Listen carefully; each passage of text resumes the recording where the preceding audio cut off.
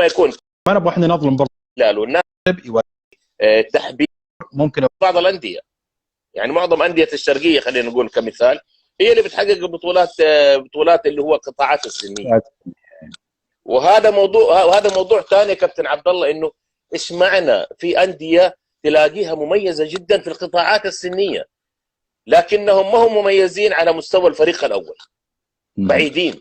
نضرب مثال، انت يمكن عملت في نادي الخليج. نادي الخليج كان يخرج عناصر جدا رائعه على مستوى الناشئين والشباب. نادي الخليج، نادي الهدايه، نادي الابتسام، نادي الترجي. عند الفريق الاول ما بيظهر الفريق هذا، تلاقيه حتى لو طلع بالدوري الممتاز ما يكون موجود. نعم صحيح. طيب احنا نرجع لسؤال الاستاذ عادل. التنافس المحصور ما بين الاهلي والهلال يمكن كلنا نعرف السبب، الا وهو يعني العنصر الاساسي الماده المتواجده في نادي الهلال ونادي الاهلي. شوف لما مثلا توفرت الماده في نادي الوحده وكلها بمجهودات، يعني المشرف اللعبه، خلينا نقول الوحده مشرف اللعبه الاستاذ تركي هو اللي سعى لداعمين، سعى فجلب الماده اللي خلته ترى بيواجه يا عبد الله تركي، يعني يمكن انا قريب منه، ترى بيواجه بشكل كبير. لكن هنا نقول تركي مثلا، عبد الله الجبور، العالم هذول، رغم المعاناه اللي بيعاني هو برضه يعني بنفس الطريقه، لكن في فكر زي ما تفضلت كيف نجيب الماده. يعني انت دربت اكثر من عام في ملاعب خارجيه، وتعرف يعني تعرف الابناء لما يجيك في نادي كبير مثلا زي نادي الاهلي، نادي الهلال، نادي النهضه، نادي حتى اولياء الامور فين راح يتمرن، لو يجي ولي امره يشوفه يلاقيه يتمرن في ملعب ترابي ولا ملعب خارجي، يقول ابوي تعال اجلس في البيت احسن لك. هذه نقطه ثانيه يمكن نبغى نتطرق لها، كيف تعاملكم مع اولياء الامور في القطاعات السنيه. صحيح. يعني الحديث والله كبير يا عبد الله، لا انا اعتذر على اني بقاطعك كل نقطه، لكن بس فقط عشان نوقف عند كل نقطه ونتكلم عنها. تفضل. واللي يواجه الاولياء الامور او يواجه يعني هو المدرب، حقيقه هو المدرب. صحيح، هو في الواجهه اكيد، في الواجهه مع اولياء الامور واللاعبين، وكيف يعني المدرب هو الان بدايته او بدايه يعني استقطابه لنشء، هو الان يبغى يحببهم باللعبه. هذا اول دور تقويم، انه هو يحب كره الطائره وتبدا تبسطها له وتكون رياضه شيقه للاعب نفسه، بحيث انه لو حب اللعبه وانقرن فيها هو بعدين حيدور عليك. وهذا مهم. صحيح، هذا هو الحاصل فعلا. صحيح، كرة الطائرة سبحان الله من يحبها اللاعب يغرم فيها، يعني سبحان الله يتعلق فيها بقوة. مثل ما تفضلت أبو عمار، يعني المدرب يواجه أولياء الأمور. ممكن أولياء الأمور أحيانا ترى على فكرة المدرب والله إنه يشتري الملابس والأحذية للاعبين. أنا ولي أمر بكره يقول ليش أنا ولدي حتى ما عنده جوتي تعطوني إياه. في بعض الأندية ما عنده. لا هذا الواقع حقيقة. زين، فهنا يتحملها مدرب والإداري اللي يكون معه مثلا محبين اللعبة، على حسب إمكانيات اللي هو. طيب ايش الحل؟ معليش ايش الحل يا كابتن؟ الحل وهذا وجه لي انا الحل، شوف لك داعم يدعم فريقك كذا. المدرب نفسه، اي المدرب، روح انت ابحث عن داعمين، جيب لك داعمين. احنا الاداره بنحاول نوفر لك المتطلبات، النقل، مصروف المباريات، ولكن اشياء مثلا وانت تعرف كره الطائره او لعب اي رياضه تقييمها لا تحتاج لها مصروفات. طيب، فروح جيب لك داعم. ويمكن بعض المدربين يوافقون الكلام هذا، انهم فعلا سعوا وجابوا داعمين يدعمون افرقتهم، يدعمون القطاعات الفنيه. انت وجدت لك داعم عبد الله؟ والله انا تحركت على داعمي صحيح، لكن يعني في بداياتي طبعا احنا ما كنا على مستوى يعني دوري المنطقه او الناشئين وكذا، ما كنا نحتاج الى ماده بشكل كبير، كان يعني مصروفاتنا بسيطه، ولكن كل ما كبر اللاعب كبرت متطلباته اكثر. صحيح، كل ما زادت كمان اشتراكاتك، لو طلعت مثلا ممتاز ناشئين، ممتاز شباب او درجه اولى او كده، برضه الالتزامات بتكثر. صحيح، الالتزامات، وبرضه اللاعب اذا كان متميز جاته اغراءات من برا النادي، فانت كيف انت هذا موضوع ثاني الله يعينكم عليه. كيف اللاعب هذا تحافظ عليه انت؟ فهذه مشكله يعني. عرفت. فاحنا فعلا واجهنا امور هذه. انا حاولت اجيب داعمين، ولكن داعمين يعني يعني شهاده لله يعني في من يدعمون المنطقه. على سبيل المثال الاستاذ ناصر المهنا، الله يمسيه استاذ بالخير. ناصر المهنا، عفوا استاذ ناصر المهنا الان امامي، سلام للحبيب كابتن عبد الله. طبعا على عجاله برضو، انا على اساس ان ارحب في الناس اللي موجودين: كابتن ناصر مهنا، الاستاذ محمد الحناكي، حسن الخباز، رحب اسماء فيكم. كبيره جدا، احمد الجبر، يعني ما شاء الله تبارك الله، اسماء جدا كبيره موجودين. الكل بيرحب فيك كابتن، رحب فيهم والكل كلهم. يعني بيوجه لك عده اسئله، بس ما حنقدر ناخذ جميع الاسئله، لانه شايف ان الموضوع ما شاء الله تبارك الله يعني اكثر من كده. الكابتن ايضا يمكن اعتقد اسماعيل الخيبري، سامي امين يقول لك ليه تاثير اللاعبين بحبهم وشخصك الكريم. يعني بيقول شخصيه المدرب، الكابتن سامي يقول شخصيه المدرب انه مهمه جدا في تحبيب ايضا اللاعبين في صحيح واستمرارهم في النادي. صحيح، وهذه نقطة مهمة من الكابتن سامي. علاقتك أنت مع اللاعب هي اللي تجذب اللاعب لك في النادي. يمكن ما يحصل شيء هو نعم اللاعب، ممكن برضو يحصل له بعض المقريات أو نقول بعض العروض خارج النادي، لكن لحبه وعلاقته معك يعني ممكن يضحي ويشتغل معك ويؤدي ويعطيك كل اللي صحيح. عنده.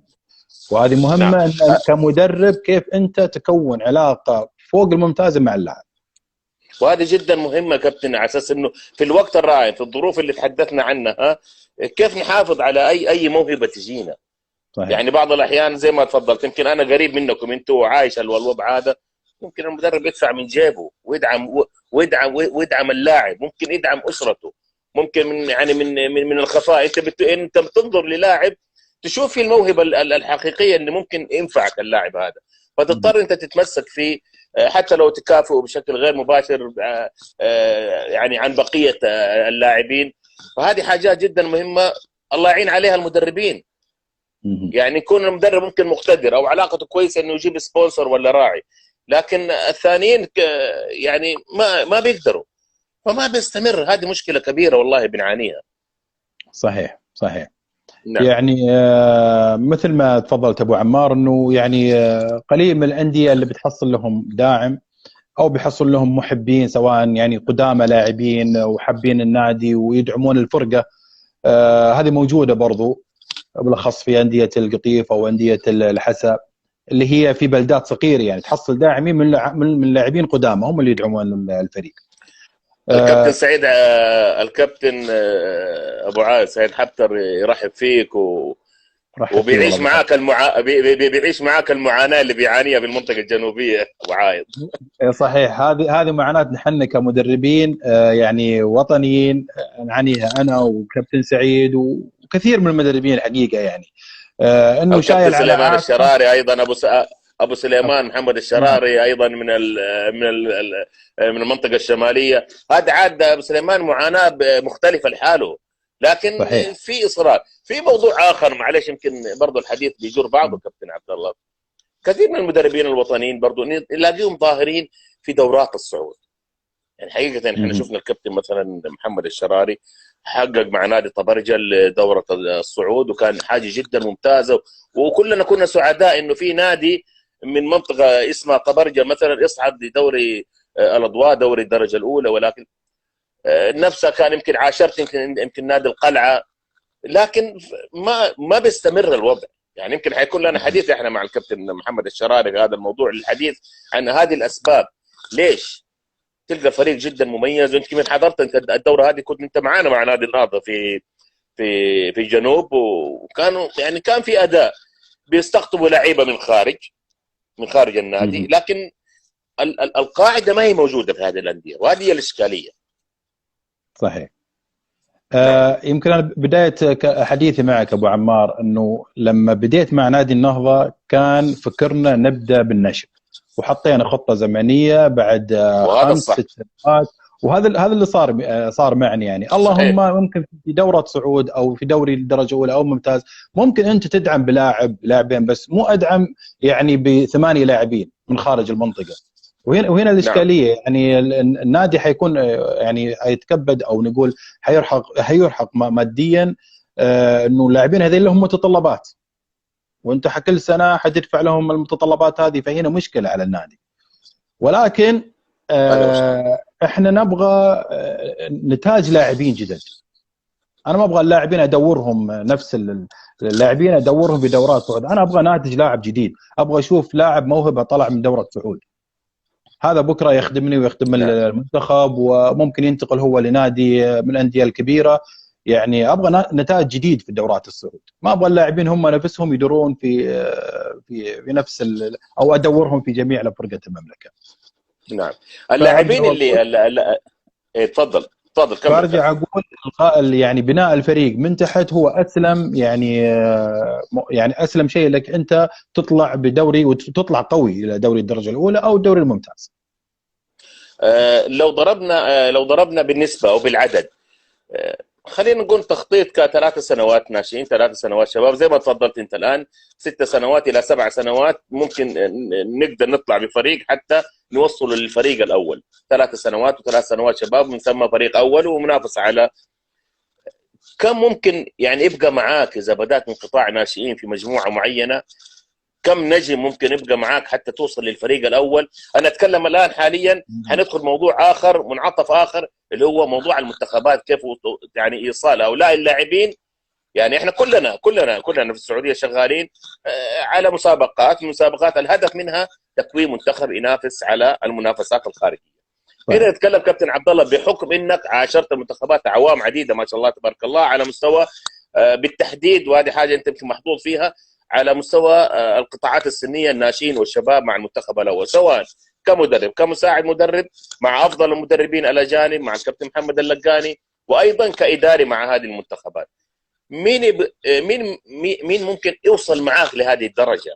يعني من الناشئين للشباب مثلا العدد، يعني كافرض يا كابتن عبد الله ان انت بدات مثلا ب10 مميزين في الناشئين، طلعوا معاك السنه اللي بعدها وصلوا الى 8، كم يبقى لين نوصل للمنتخب الاول؟ كم لاعب مميز؟ يعني لو خرجنا احنا يمكن من لاعبين 3 من كل نادي، اعتقد هذا يعتبر حاجه جدا ايجابيه. صحيح. طيب احنا خلينا نتكلم على مستوى النادي قبل المنتخب. يعني انت النادي او نقول هو هرم واضح. انت عندك القاعده تحت، توسع القاعده في استقطاب اللاعبين بالنسبه للناشئين، فحتطلع فيهم للشباب حيقل الى ما توصل الى الخلاصه. انت كعملك يعني في الفريق، خلاصتك انت في الفريق الاول في النهايه، انك نعم تجهز لاعب يطلع من الناشئين الى ان يوصل للمنتخب الفريق الاول. اذا كان صحيح كل صحيح. مدرب على الفكر هذا حنحصل ان عندنا منتخب كويس. يعني انا من بدايتي في عملي في الناشئين كاي مدرب، يعني يبغى يعمل ان لاعبه هذا ينظر له ان اللاعب هذا حيدخل منتخب، بالضبط، عندك هذا الصح. كل الامكانيات كل المقومات بحيث ان انا يعني حتى لو انه ما اختير المنتخب لكن عندك لاعب قوي، عندك منافسات محليه قويه، لو عملنا على الفكر هذا او على النهج هذا، نعم فانت تصفي اللاعبين وفي النهايه تطلع بممكن 10 لاعبين مميزين عندك في الدوري الدرجه الاولى او في الفريق الاول عفوا، نعم. تستقطب معهم لاعب محترف لاعبين محترفين، وبالتالي يكون عندك لاعب او فريق كويس ينافس في الدوري الممتاز. نعم. طيب كمل يا كابتن عبد الله، عشان في عندي سؤال ما ابغى يروح مني. تفضل. تفضل لا يروح. لا يروح السؤال. هل تؤيد عبد الله انه المدرب الوطني جميل جدا انه مثلا انه يخوض تجربه تدريب فقط مع قطاع الناشئين، مع لا نقول فئات الناشئين، نقول القطاعات السنيه. انا اسميها وانت واحنا كمجتمع كره الطائره نسميها القطاعات السنيه، براعم ناشئين شباب بعيد عن الفريق الاول.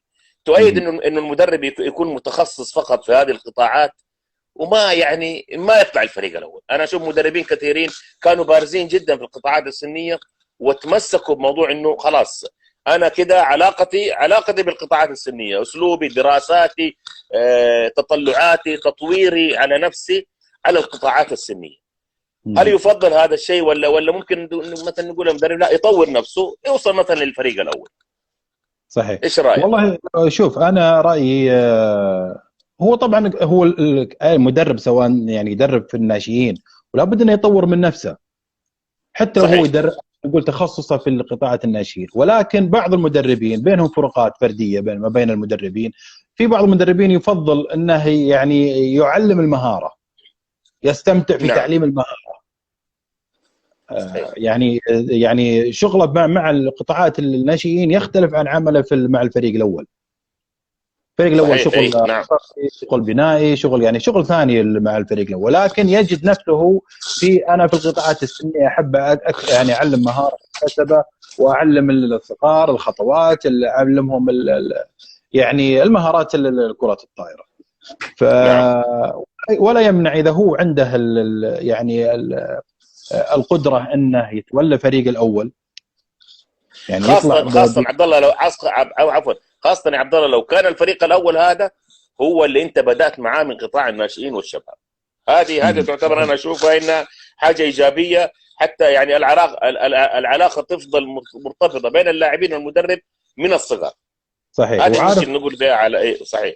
وتعرف امكانيات كل لاعب فيهم، وتعرف يعني امكانياته نعم. حتى النفسيه وقراءتك النفسيه للاعب، فانت تكون عارفها ودارسها يعني. بينما يجيه مدرب ما نعم. يعرف يعني امكانيات اللاعب، او نقول علاقته الشخصيه مع اللاعب ومع زملائه، هذه يعني لها فعلا يعني وجودك معاه من الناشئين للفريق الاول لها ايجابياتها.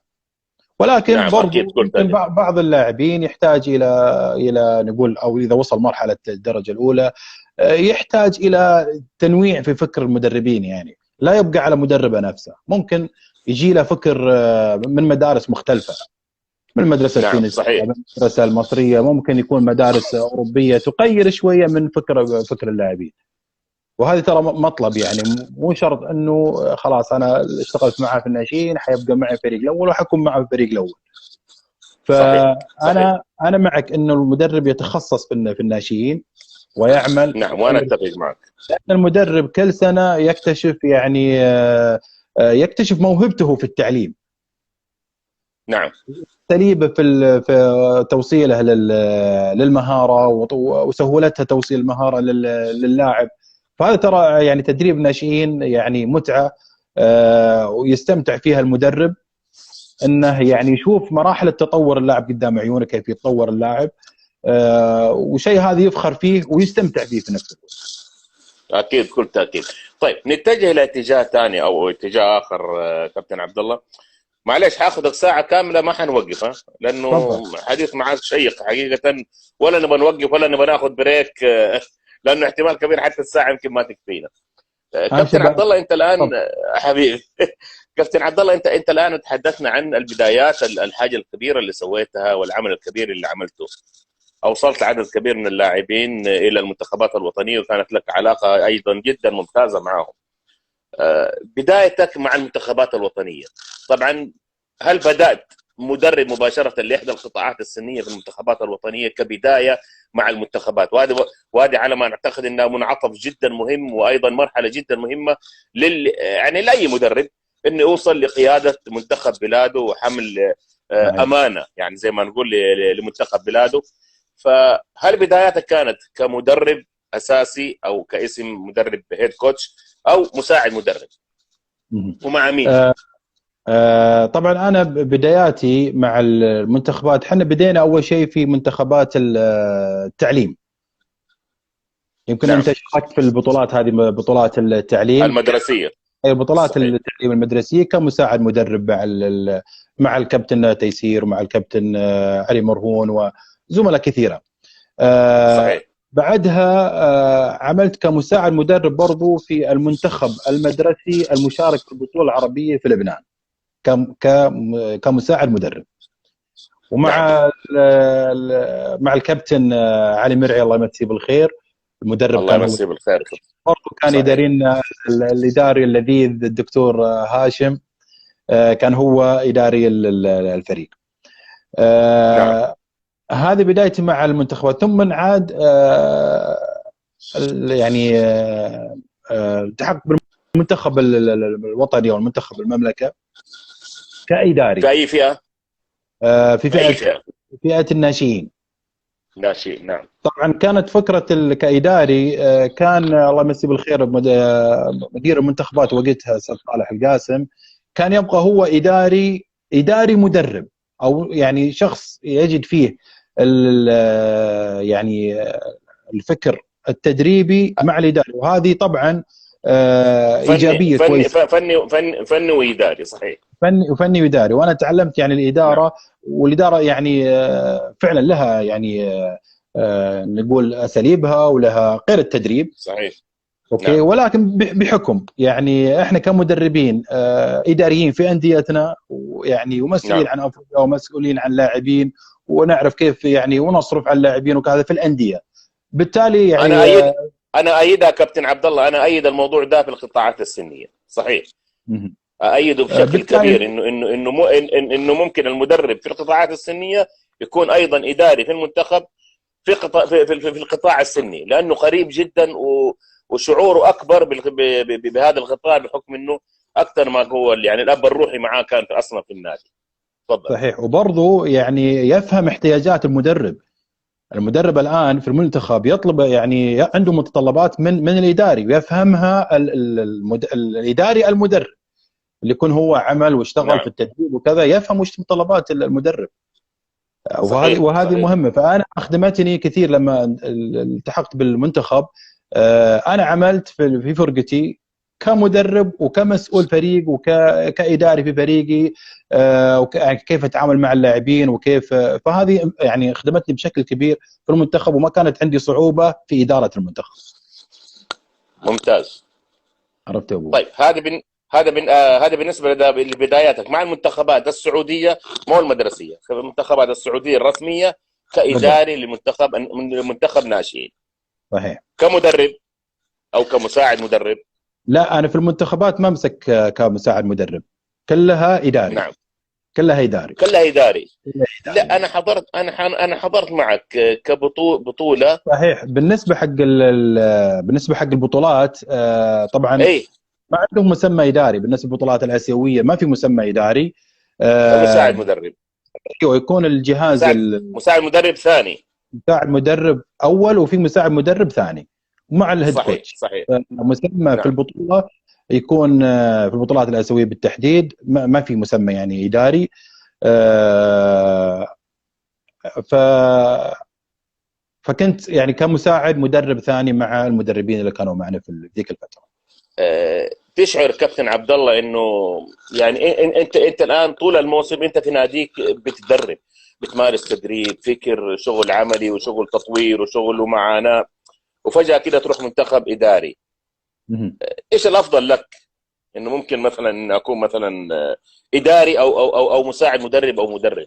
بالنسبه لك انت الافضل، يعني انت هي جميعها خدمه للوطن، احنا متفقين على هذا الموضوع، ولكن انا اتكلم كمدرب بيحقق انجازات في نادي على مستوى قطاعات سنيه، وفجاه مثلا ما تقول مثلا في نفسي يا ليت مثلا لو انه كنت رحت مثلا مساعد مدرب افضل لي مثلا، او اداري، مع انه طيب. كلكم طاقم عمل واحد. انا متاكد انه كلكم بتعملوا بطاقم عمل واحد وهدفكم واحد، وانا متاكد انت حتى وانت اداري بتنزل في ارض الميدان وبتدرب معاهم.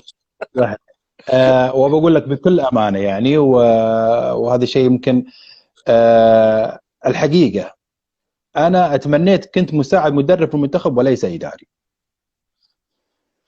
صحيح. انا هذا اللي اشعر فيه فيكم. بقول لك يعني الاسباب. طبعا العمل الاداري عمل شاق وشاق